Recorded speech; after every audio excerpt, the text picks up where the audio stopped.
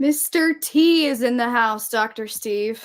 He wants to know, how does the new conservative age affect current international relations? I've seen video footage of French farmers dumping truckloads of imported wine and produce. Does trade between nations essentially end?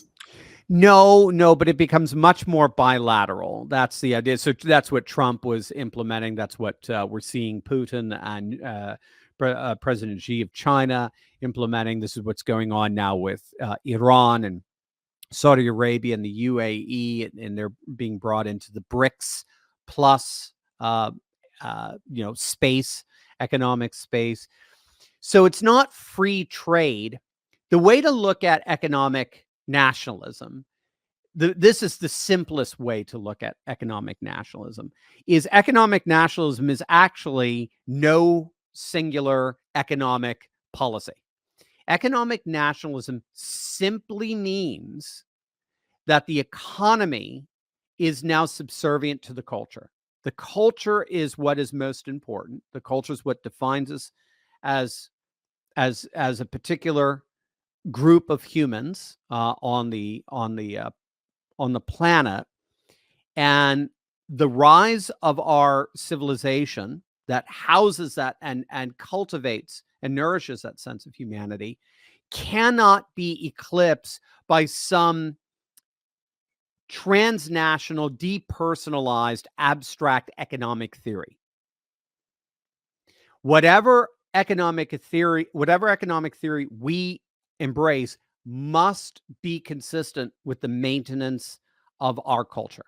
That's all economic nationalism is. So if that involves protectionism, i.e., say a Pat Buchanan kind of Trumpian protectionism via China, so be it. If that involves total free market solutions, like radical libertarian free market solutions that Bolsonaro was trying in Brazil, and that we're seeing Javier Milei trying in Argentina, to a certain extent, what Nayib Bukele is doing in El Salvador, so be it. If we're seeing a combination of managed, a combination of communism and capitalism in sort of a managed economy and a managed free economy, where you don't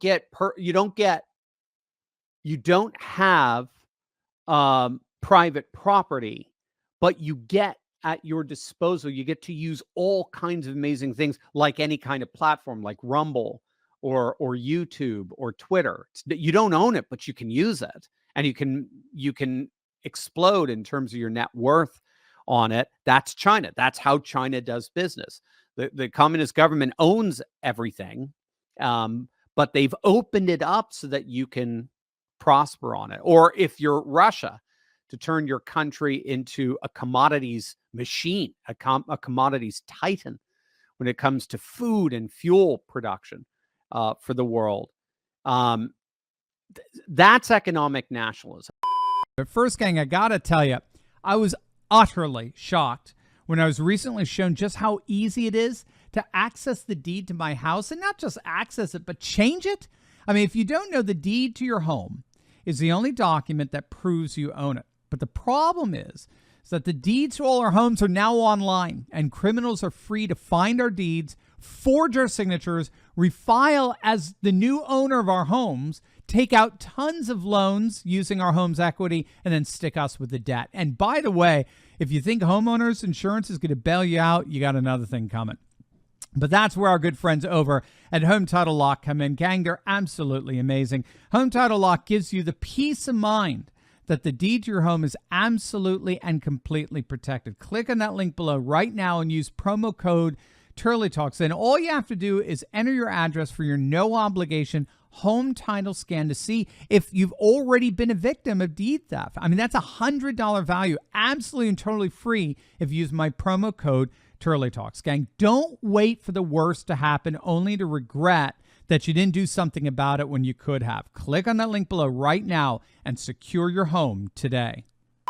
And then the alliances that you make, trade alliances, fit in with that as well. So BRICS does not, the difference between, say, like the G7 and BRICS not the G20, because you've got China in there, you've got Russia in there, but the G7 and BRICS is that G7 nations, United States, Western Europe, and if I recall, Japan's in there as well. They're all democracies and they're all globalist economies. That's what they are. They have the same political and economic one-size-fits-all system. That's what unites them. But if you look at the BRICS nations, Brazil, Russia, India, China, South Africa, and then the plus, you bring in Saudi Arabia and Iran, UAE, Egypt. They're all culturally and politically and even economically very different. They're all unique, but they're united in that they recognize the need for alliances to protect each other's culture. So that's basically what this new conservative civilizationalist age is doing via international relations. Also, religion plays a huge role in post-secular IR. Huge role. Books articles are being written about it constantly, because traditional 19th century IR was completely secularized. Religion was sidelined. It had nothing to do with this very rationalist, one-size-fits-all form of ambassadorial relations. That's gone. Now religion, if anything, is the center point. And so religious leaders, from the Moscow Patriarch to Shiite leaders, Sunni leaders, even hardcore Confucian advocates in the rise of this neo-Taoist movement in China, all of this stuff, Buddhist scholars in Sri Lanka, they're all becoming the basis now for a common wisdom, a common wisdom tradition, that ancient wisdom tradition that all the religions sort of overlap with, in terms of dharma, virtue, all these sort of things that become this act of goodwill. So just the United UAE just built one of the most beautiful, impressive, and biggest Hindu temples in the whole of the Mideast.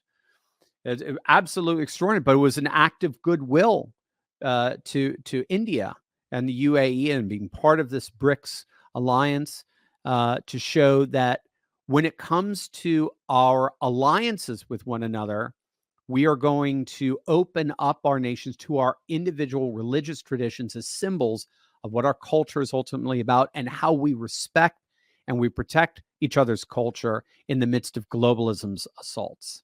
So there you go. I hope you enjoyed that clip of my Monday night Insiders Club live stream. Join us live next week by clicking on the link in the description below and joining the coalition of patriots worldwide, building a parallel economy to return to our roots of faith, family, and freedom. Click below right now.